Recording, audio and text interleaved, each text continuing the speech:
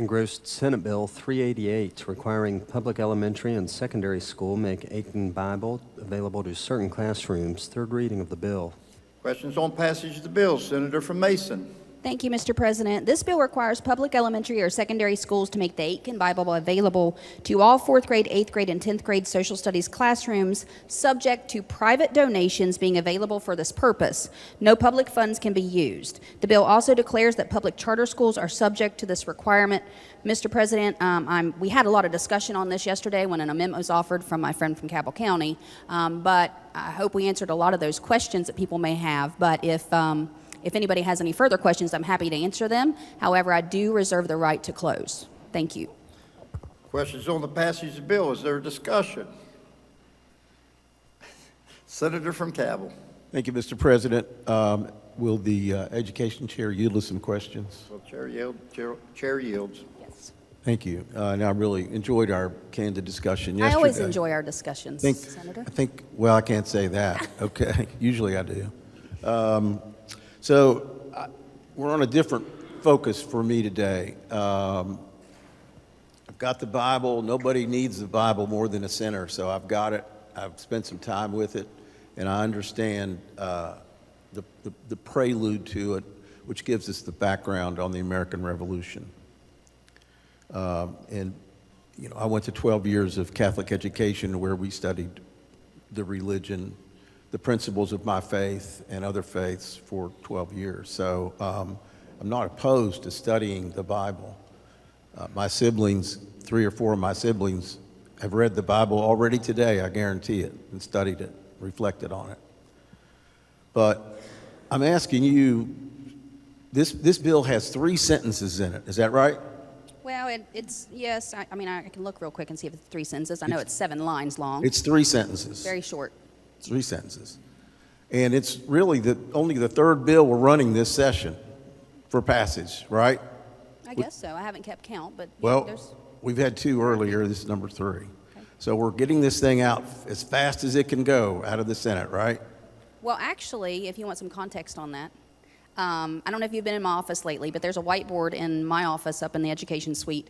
On that whiteboard are all the bills that have been referred to Education Committee. Some are written in green, which means they have a second reference to finance. Some are written in black, which are just single reference to education. There are a lot of green bills up there, Senator, on that board that require funding and a lot of money. And so the bills that I have that are single reference to education, there are very few. This was one of those. And so the choice to run this out was the fact that it doesn't have a fiscal impact, and that it's one of those ones that are black on my board, which means that we can run it out education and come to the floor quickly. I'm really selective on what I choose to run because I don't want to run things and just let them die in finance if we haven't discussed whether or not we want to have that fiscal impact. So it doesn't have any bearing on how quickly I brought this out. It's just the fact that I have things to choose from, and this was one of them that I put on the agenda.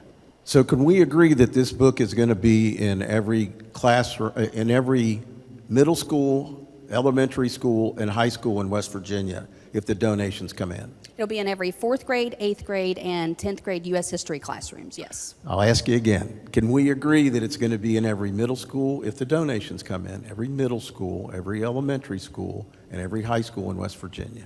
As long as those schools have a 4th grade, 8th grade, or 10th grade U.S. history class, yes. Okay, fair enough. And there are yesterday you indicated, I think that, and I'm not trying to put words in your mouth, that a teacher shouldn't use this to teach, Ecclesiastics or Revelations or Genesis, right?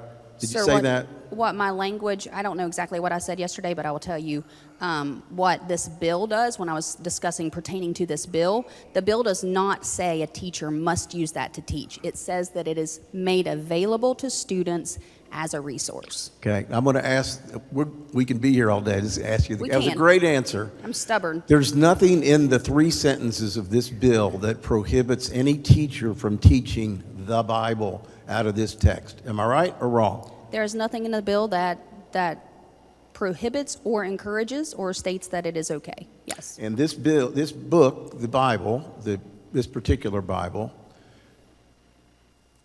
will have the imprimatur, for lack of a better term, the stamp of approval by the state of West Virginia when it finds its way into the classroom, just like the other textbooks or the other books available to an educator or a teacher in these 3 grade levels. Is that right? So to provide some context on that, we have classroom libraries in every single classroom.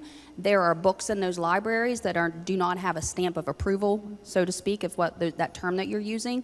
Teachers put things in their classroom library for students to choose every single day. This is another book that would be in the classroom library for a student to choose. Nothing says they have to use it. It says it's available to them. They may choose it. Okay, but the teacher may choose it too, and we're passing a bill to put this in the library or in the classroom. So I mean, I guess it's a matter of semantics, but it's going to be there by the permission and the approval of the state of West Virginia in those classrooms, right? Yes, as we're putting it Okay. into state law. Thank you. Now, my concern, Senator, is that we don't have any guardrails in this bill. We've done a 3-sentence bill. It's come out fast out of the gate. There are folks in this room that don't have the highest impression, not disrespecting you, about some of our educators in this state. I'm concerned about the agnostics, the atheists, and even the nihilists that might be a teacher that would have access to this Bible and that would teach out of it from their own perspective and instruct our children about their view of this book. Does that concern you? No, Senator, I'll tell you why. Right now, nothing keeps teachers from having that book in their classroom library. Currently, nothing keeps teachers from having other religious texts in their classroom library for students to use as a resource or students to use as a choice to read.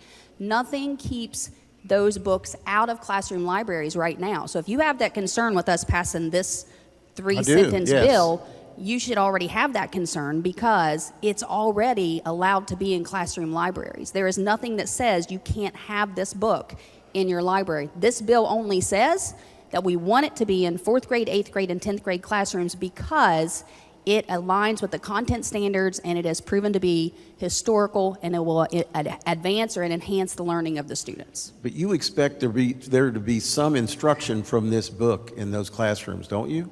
No, the bill does not say anything about instruction, Okay. sir. Is there any prohibition that this would be used for instructions? In the bill? No. Okay. There's no prohibition in the bill. Well, where are the prohibitions? There- There aren't any prohibitions in this being used in the classroom for instruction anywhere. There really aren't. No. Okay. There's no prohibitions on All right. any type of text that Speak way. to the bill. Thank you, Yes, sir. Senator. You're welcome. Mr. President, I have a firm belief that when we deal with matters of faith, that instruction be carried out by the family, faith leaders, or in our private schools, our parochial schools, by our educators in those schools. I think we're opening up Pandora's box. I don't think we have any guardrails in this bill. And if you're thinking to yourself, well, the House will clean this up. No, the House is going to take this bill and devour it and move it out faster than those lions devoured Daniel in the lion's den. Thank you, Mr. President. Further discussion? Senator from Summers. Thank you, Mr. President. As you know, it's often harder to sit here and be quiet than it is to get up and speak. So I was quiet yesterday, but I had some thoughts about Senate Bill 388. And as it's been stated, this is not about teaching religion. It's not about elevating one denomination over another. It's about history. So this Bible is a foundational American historical document printed during the Revolutionary era, and it's referenced in the study of early American culture, literacy, and political thought. Making it available as an historical resource in social studies classrooms is no different than making other primary source documents available for context and for understanding. While this is a Christian Bible, it's not a Roman Catholic edition. I think it's important to note that many of the texts contained within it, particularly from the Old Testament, are the same text shared by the Roman Catholic Bible, the Torah, and are referenced within the Quran. Now, these shared texts form a common historical and moral foundation that has influenced civilizations, legal systems, and cultural development across multiple faiths and traditions. This legislation does not require instruction in theology or belief. It simply recognizes that understanding history sometimes requires access to the documents that shaped it. Senate Bill 388 respects religious neutrality while acknowledging historical reality, and it does so without using public funds or mandating religious teachings. So that's why I believe that this bill is appropriate, limited, and constitutionally sound, and I support the bill. Thank you, Mr. President. Further discussion? Senator from Brooke. Thank you, Mr. President. I rise in reluctant opposition to the bill because I think the Senate missed an opportunity yesterday, Mr. President, to be able to tell a much broader and larger part of the history of the American Revolution and the first couple of years of the founding of the United States, the ratification of the Constitution, and the early years of Washington's presidency. The first Catholic Bible, as we talked about yesterday, was printed in 1790 in this country by a man named Matthew Carey, kind of an interesting guy.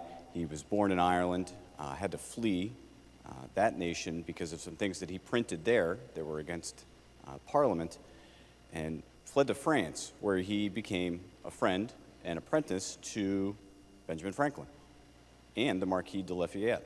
He then came to the United States, where he was very close with John Adams, who was a very big supporter of his.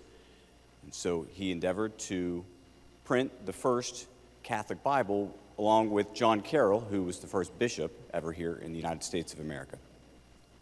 And they did so for a number of reasons, and I think this is the historical context that we're kind of missing.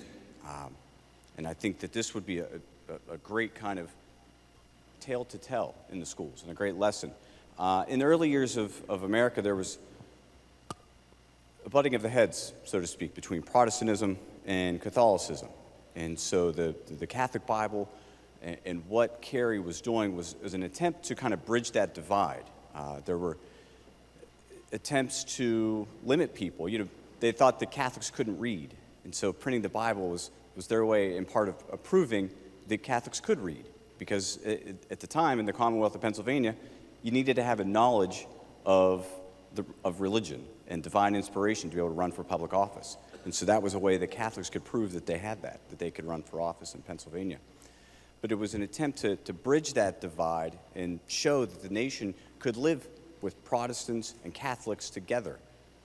Robert Aitken himself had some, we'll say, interesting beliefs on the Catholic faith. And so printing that Bible was their attempt. And early subscribers to it included Dr. Benjamin Rush and a couple of other individuals who signed our Declaration of Independence. George Washington was supportive of the effort. And so I think that showed a very interesting period in America's history, the Catholic Bible and the printing of its first copy. And so I think the Senate missed that opportunity. I take exception to anybody yesterday terming the amendment from the Senator from Cabell as a poison pill, because I think that faith and a collective knowledge of history is important to a lot of people in this body, and I think that's what the senator was getting at. And so I think we're missing out on telling a broader tale of that time period by not adopting the amendment yesterday, and for that reason, I, again, stand in reluctant opposition to the bill. Thank you, Mr. President. Further discussion? Junior Senator from 15th. Thank you, Mr. President. Will the senator from Cabell yield? Senator yield. Senator will yield. Yes, sir. Thank you, Senator. During your remarks, I believe you made a comment that when talking to the senator from Mason, that your colleagues hold our educators in low regard. And Some do. Some in this room do, Senator. I've been here 11 years. They do. Some do. They look at them like they're a bunch of state road workers standing on shovels around a pothole. Who are you speaking about specifically? What individuals and what actions or words are you talking about to make that a factual statement? I don't want to point anybody out. It sounded like an attack on the colleagues from the senator of Mason, but to make a comment like that, I would expect some sort of factual background to Okay. substantiate your claim. Okay, my explanation of that would be, and it certainly was, I think I made it clear there was no reflection on the senator from Mason. Are we clear on that? Well, you said her colleagues, and I'm wondering which ones specifically and what words or actions have they said or done to I'm make not- what you said a factual statement? Senator, I've been here for this is my 12th session. I'm not going to list the people that disparage public education and teachers. I'm not going to do that. I'm not going to call them out today.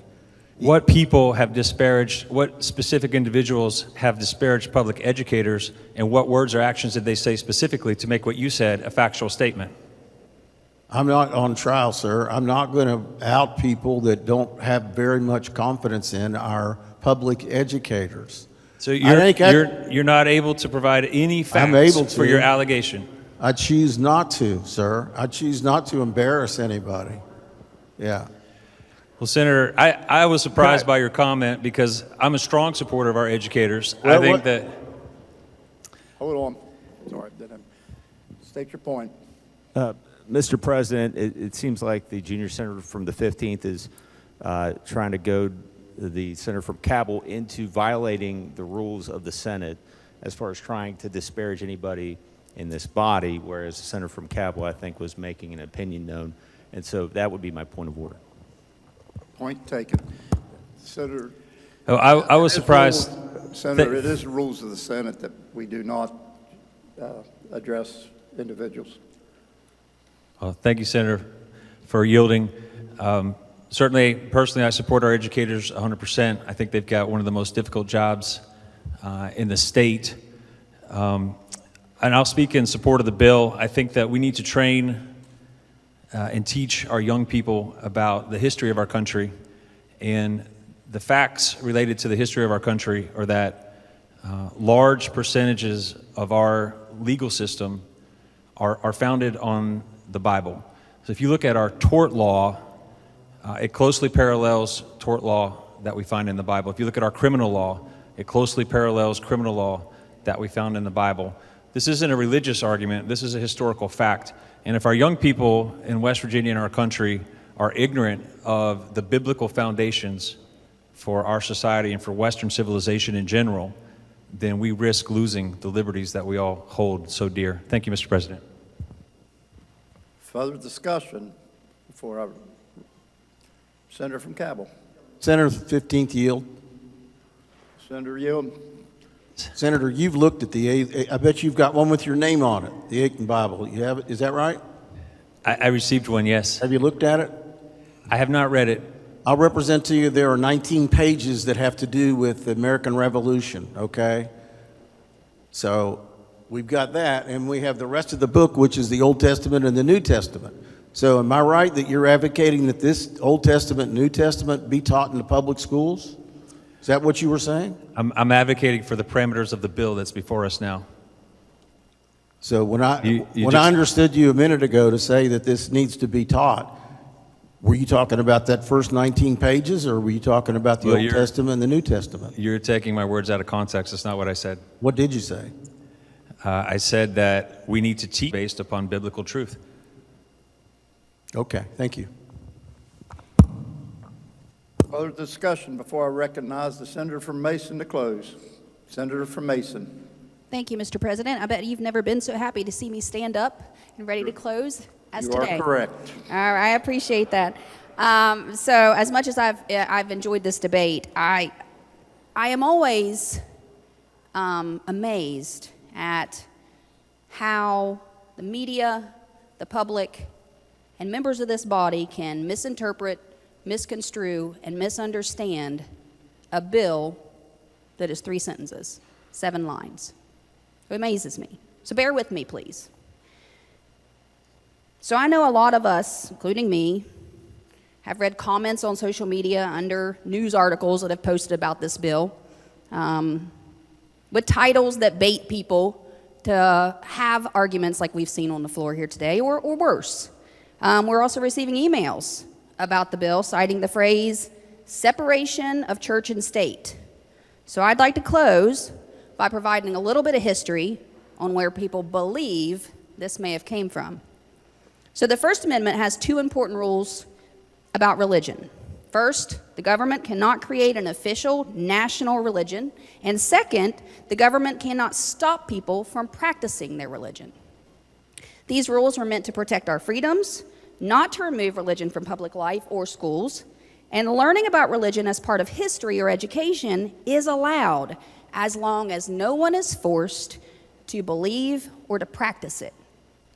In 1963, the Supreme Court decided a case called Abington School District versus Schimpf. The court said that the public schools could not require students to read the Bible as a religious activity. However, the court also made something very clear. Students are allowed to study the Bible as part of history, literature, or culture. Learning about religion in an objective, educational way is allowed under the Constitution. The Robert Aitken Bible can be used this way because it helps to teach important American history topics such as Congress, culture, trade, and immigration. In another case, in 1962, titled Engel versus Vitale, the court ruled that schools cannot make students say prayers written by the government. But this decision did not ban teaching about religion or using religious materials for learning history. These cases show the difference between teaching religion as history, which is allowed, and forcing religious beliefs, which is not allowed. The Supreme Court has also said many times that learning about religion's role in American history is acceptable. In Marsh versus Chambers in 1983, the court allowed prayer in the legislature because it had been a part of American history for a long time. In Van Orden versus Perry in 2005, the court allowed a Ten Commandments monument because it had historical meaning. In 2019, American Legion versus American Humanist Association, the court said that old religious symbols connected to American history are usually constitutional. All of these decisions help explain why Senate Bill 388 includes the Robert Aitken Bible, Mr. President. The Aitken Bible was printed in 1782, and it was the first English Bible printed in America. During the Revolutionary War, the Continental Congress officially recommended it and approved it for printing to the American people. This shows how important that Bible is and was in early American life, in early American education and culture. Because it was approved by Congress at the time, that alone gives it a special historical importance.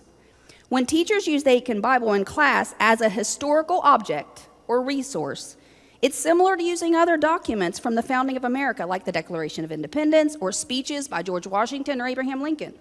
It's not used to teach religion or make students believe anything.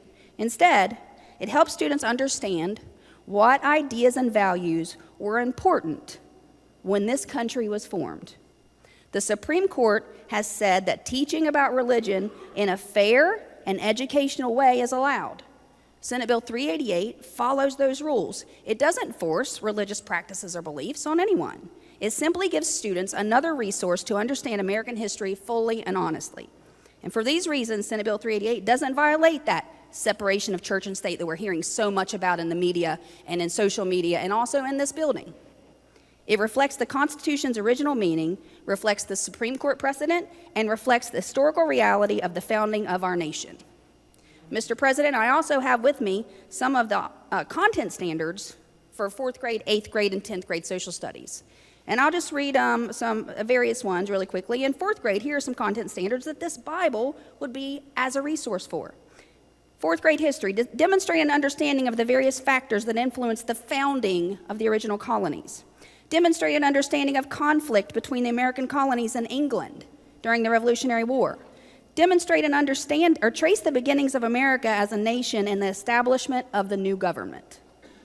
8th grade, demonstrate an understanding of the American Revolution, including Western Virginia's part in the development of the nation. U.S. history, which is in 10th grade typically, demonstrate an understanding of the establishment of the new republic, trace the major events leading to the American Revolution, including the writing of the Declaration of Independence, and examine contributions of key individuals. I could keep going, but these lists are long. I just highlighted a few. This is important in the educational process for its historical contribution. Mr. President, thank you for allowing me to close. I urge passage. Question before the Senate, shall the bill pass? All those in favor will vote yea. All those opposed will vote nay. The clerk will prepare the machine.